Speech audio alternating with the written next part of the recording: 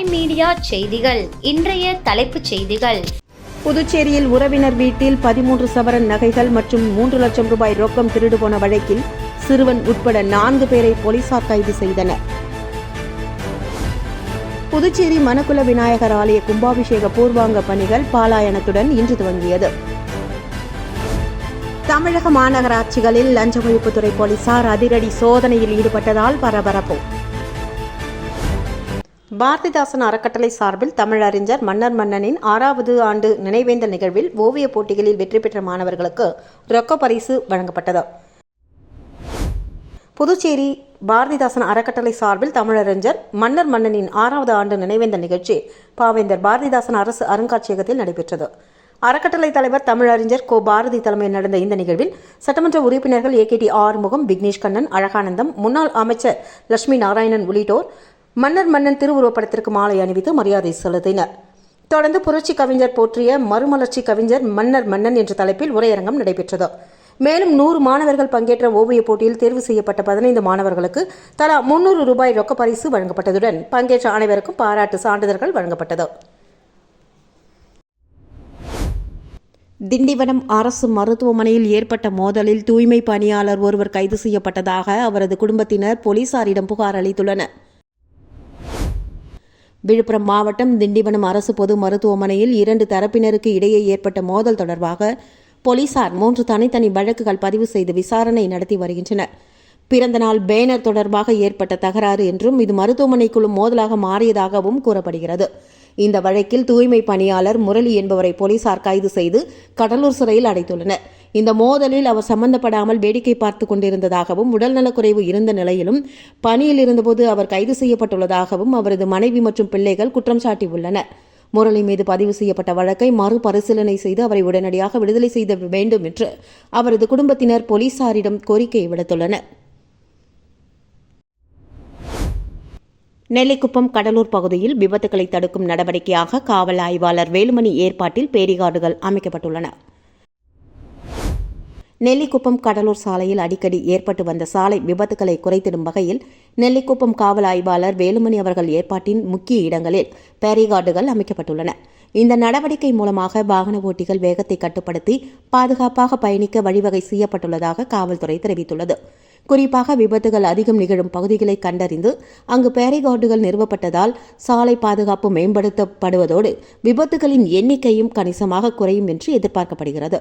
பொதுமக்கள் மற்றும் வாகன ஓட்டிகள் இந்த பாதுகாப்பு ஏற்பாட்டை வரவேற்றுள்ளதுடன் போக்குவரத்து விதிகளை கடைபிடித்து பாதுகாப்பான பயணத்தை மேற்கொள்ள வேண்டும் என காவல்துறை அறிவுறுத்தியுள்ளது.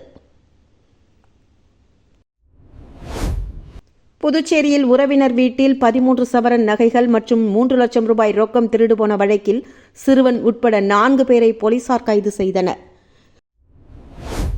புதுச்சேரி உருளையன்பேட்டை முருகன் கோவில் தெருவை சேர்ந்தவர் சத்தியமூர்த்தி. இவரது மனைவி மஞ்சுளா கடந்த மே 20ஆம் தேதி பிற்பகல் பணம் எடுக்க சென்றபோது அலமாரி திறந்து கிடந்தது.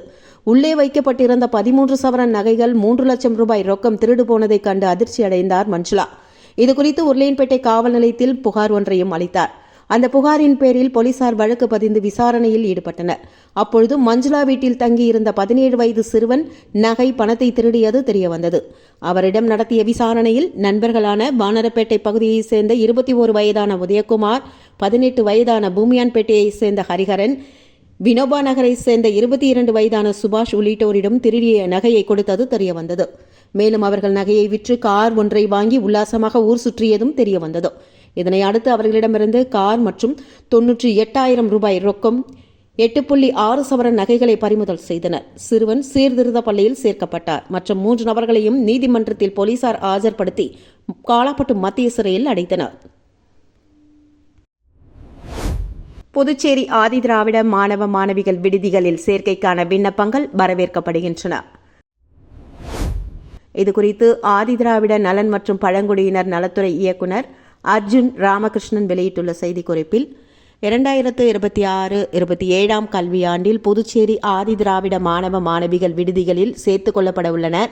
மேலும் இம்மாணவர்களுக்கு விடுதிகளில் சேர வருமான உச்சவரம்பு இல்லை என்றும் புதுச்சேரி பகுதிகளில் 11 இடங்களிலும் காரைக்கால் பகுதியில் 9 இடங்களிலும் இந்த விடுதிகள் செயல்படுவதாகவும் புதுச்சேரி காரைக்கால் பகுதிகளில் செயல்படும் விடுதிகளில் 4ஆம் வகுப்பு முதல் முதுநிலை பட்ட படிப்பு வரை மாணவ மாணவிகள் சேர்த்துக் கொள்ளப்பட உள்ளதாகவும் தெரிவிக்கப்பட்டுள்ளது.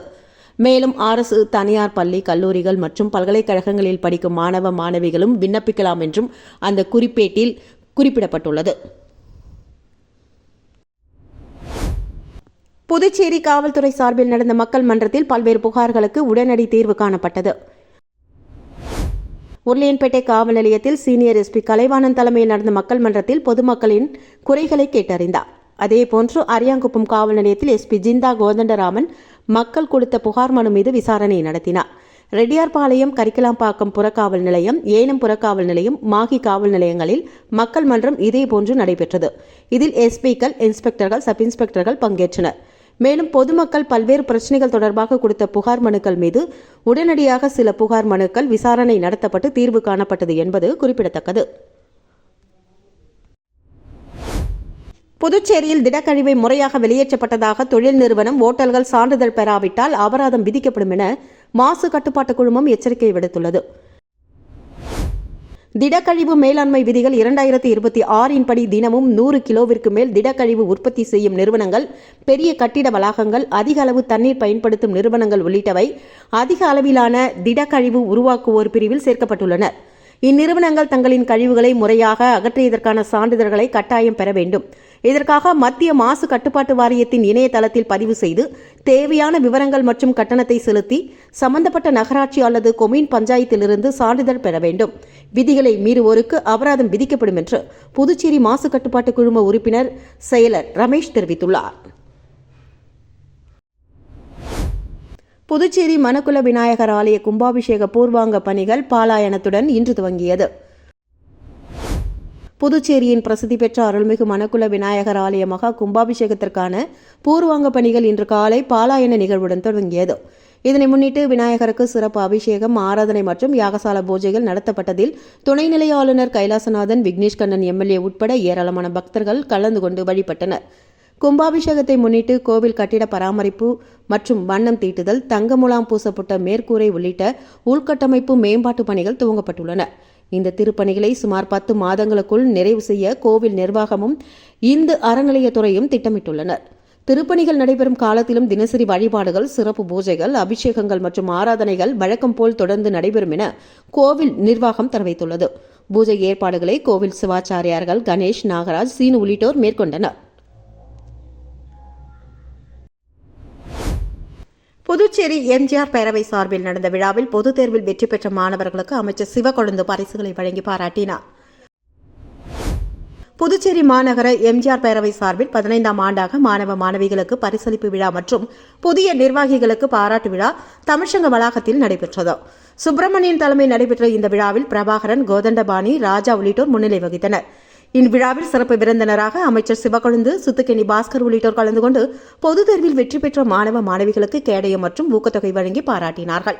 இந்த நிகழ்வில் பேரவை நிர்வாகிகள் மாசிலாமணி, தமிழ்ச்செல்வம், சித்தானந்தம், தரணி, தேவி, சாம்ராஜ், ரங்கநாதன், சோமசுந்தரம் மற்றும் காமாட்சி, ஜெயராம் உட்பட எம்ஜிஆர் பற்றாளர்கள் மற்றும் ரசிகர்கள் திரளானோர் கலந்து கொண்டனர். தமிழக மாநகராட்சிகளில் லஞ்ச ஒழிப்புத்துறை போலீசார் அதிரடி சோதனையில் ஈடுபட்டதால் பரபரப்பு. விழுப்புரம் மாவட்டம் கோட்டக்குப்பம் நகராட்சி புதிய கட்டிடத்தில் மாவட்ட ஆய்வுக்குழு அலுவலர் முருகையன் மற்றும் விழுப்புரம் மாவட்ட லஞ்ச ஒழிப்பு பிரிவு போலீஸ் இன்ஸ்பெக்டர் ஈஸ்வரி தலைமையில் 100க்கும் மேற்பட்ட லஞ்ச ஒழிப்புத்துறை போலீசார் அதிரடி சோதனையில் ஈடுபட்டனர். அப்பொழுது நகராட்சி அலுவலகத்தில் நுழைவு வாயில் கதவை இழுத்து மூடிய லஞ்ச ஒழிப்புத்துறை போலீசார் ஊழியர்கள் அனைவரையும் ஒரே அறையில் அமர வைத்தனர். அனைத்து நகராட்சி அதிகாரிகள் மற்றும் ஊழியர்களின் செல்போன் மற்றும் மோட்டார் சைக்கிள், கார் உள்ளிட்டவற்றின் வாகனங்களின் சாவியை வாங்கிக் கொண்டனர். பின்னர் முதல் தளத்தில் உள்ள பொதுப்பணித்துறை பொறியாளர் அலுவலகத்திற்கு சென்று ஒவ்வொரு அலுவலக பிரிவாக சென்றும் இன்ஸ்பெக்டர் ஈஸ்வரி கோப்புகளை ஆய்வு மேற்கொண்டார். மேலும் நகராட்சி ஊழியர்களின் மோட்டார் சைக்கிள்களை திறந்து பார்த்து ஒவ்வொரு மோட்டார் சைக்கிளிலும் அதில் ஊழியர்கள் வைத்திருந்த பணம் ஒரு பையில் சேகரித்தனர்.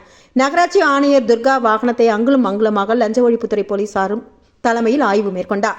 பின்னர் நகராட்சி ஆணையர் துர்காவிடம் லஞ்ச ஒழிப்புத்துறை இன்ஸ்பெக்டர் ஈஸ்வரி ஒரு சில கோப்புகள் குறித்து விசாரணை நடத்தினார். 3 மணி நேரத்திற்கு மேலாக நடந்த இந்த சோதனையில் 1,02,372 ரூபாய் கணக்கில் வராத பணம் கைப்பற்றப்பட்டதாக அதிகாரிகள் தெரிவித்தனர். இரு தரப்பினர் மோதிக்கொண்டதை வேடிக்கை பார்த்துக் கொண்டிருந்த தூய்மை பணியாளர் சம்பந்தமில்லாமல் கைது செய்யப்பட்டுள்ளதாக சமூக நீதித்துறை அமைச்சர் வன்னி அரசிடம் உறவினர்கள் புகார்.